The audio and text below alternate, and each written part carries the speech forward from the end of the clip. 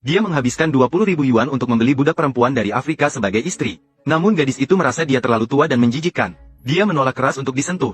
Orang tua ingin melakukan kekerasan. Gadis itu berjuang untuk mengambil vas bunga di sampingnya. Dia menghantam keras kepala pria itu. Pria itu langsung pingsan.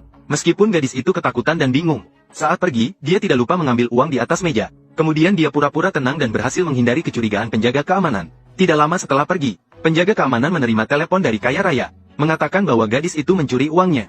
Jangan biarkan dia pergi sama sekali. Ketika penjaga keamanan menyadari, cerdasnya, Sela sudah melepaskan diri dari penjaga keamanan. Dia tiba di tempat yang disepakati dengan adiknya. Dia memberikan 100.000 mata uang kepada adiknya, meminta adiknya untuk melunasi uang haram tersebut. Kemudian si kaya menelepon polisi. Polisi segera mengeluarkan surat perintah penangkapan berwarna merah. Dihadapkan pada pengepungan dari para kaya dan polisi. Dia yang tak punya tempat untuk melarikan diri. Dia merayap masuk ke dalam sebuah rumah melalui jendela. Gadis itu bahkan tak pernah bermimpi pemilik rumah itu akan mengubah nasibnya secara total. Pria itu langsung menyadari kehadiran tamu yang tak dikenal begitu masuk. Namun reaksinya begitu tenang hingga mengganggu. Sudah jelas bukan orang biasa. Gadis itu bersumpah sambil memegang setrika di tangannya. Dia yakin dirinya bukan pencuri. Pria itu tak berkata sepatah kata pun. Mendekati gadis itu dengan langkah-langkah mantap. Pengalaman baru saja membuatnya mengangkat setrika tanpa sadar.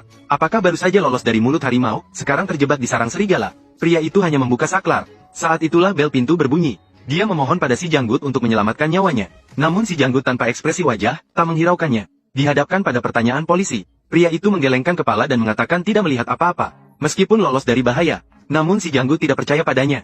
Demi membuat Hu Zige percaya padanya, Sela menceritakan kronologi kejadiannya padanya. Hu Zige mendengarkan ceritanya dengan seksama. Ia mengagumi gadis yang miskin namun berani ini.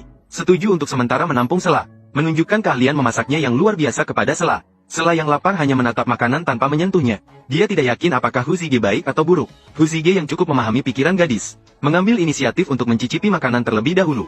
Barulah Sela meredakan kewaspadaannya. Namun pria ini bukan hanya ahli memasak, tapi orang yang membuat seluruh kota takut. Malam hari, Sela menyadari pintu kamar tiba-tiba terbuka. Dia segera menjadi gugup, menanyakan pada Hu Zige apa yang ingin dilakukannya. Hu Zige tidak berkata apa-apa, menutup pintu dan meninggalkannya. Hal ini membuat Sela merasa bersalah. Hari ini beruntungnya diselamatkan oleh Hu Zige. Namun dia meragukan karakter Hu Zige. Hari berikutnya, Sela pergi ke kamar Hu Zige untuk meminta maaf padanya. Namun pria itu sudah pergi. Dia hanya bisa pergi tanpa pamit. Baru saja membuka pintu besar, dia langsung ditemukan oleh pengawal kaya yang telah menunggu lama. Kedua orang itu masuk ke rumah pria itu, menggunakan obat bius untuk membuat gadis itu pingsan. Adegan ini secara kebetulan dilihat oleh pria yang pulang membawa sarapan. Terpancar rasa pembunuhan dari matanya. Dengan tenang meletakkan roti di tangannya. Geng tidak pernah menyangka, mereka telah mengganggu orang yang seharusnya tidak mereka ganggu. Karena pria itu pernah membunuh ratusan orang dengan tangan kosong. Dua kucing kecil dengan mudah diatasi dalam sekejap. Saat gadis itu bangun dari pingsannya, pria itu hanya diam-diam menatap Sela dari samping. Wajah asing dan ramah ini membuat Sela merasa aman tanpa alasan yang jelas. Namun adegan yang menegangkan tadi membuatnya pucat. Dengan panik bertanya mengapa kedua orang itu menghilang. Namun pria itu dengan tenang menjawab bahwa gadis itu bermimpi buruk. Jangan biarkan dia takut. Tidak ada yang bisa melukaimu di sini. Kemudian dia berbalik dan pergi. Sebelum pergi, dia meminta temannya untuk menjaga gadis itu. Saat pria itu tidak ada di rumah, bos mafia datang dengan beberapa anak buahnya untuk menyerang lagi. Mereka tidak peduli dengan peringatan si gemuk. Mereka ingin merusak pintu masuk. Setelah mendengar keributan di luar pintu, dia segera bersembunyi di lemari. Bos besar yang kehilangan kesabaran. Dia menembak kunci pintu untuk membuka paksa. Namun si gemuk ini bukan main-main. Dengan mudahnya dia menjatuhkan dua orang. Dia bahkan menerima 5 pukulan karate dengan wajahnya.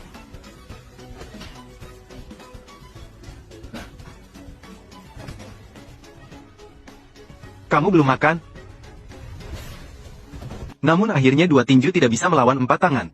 Dia dipukul pingsan dari belakang oleh bos dengan pistol. Bos besar yang licik kemudian langsung melihat Sela di dalam lemari. Meskipun Sela berjuang mati-matian, namun di hadapan seorang pria berbadan besar dan berbadan tegap, dia terlihat begitu tak berdaya.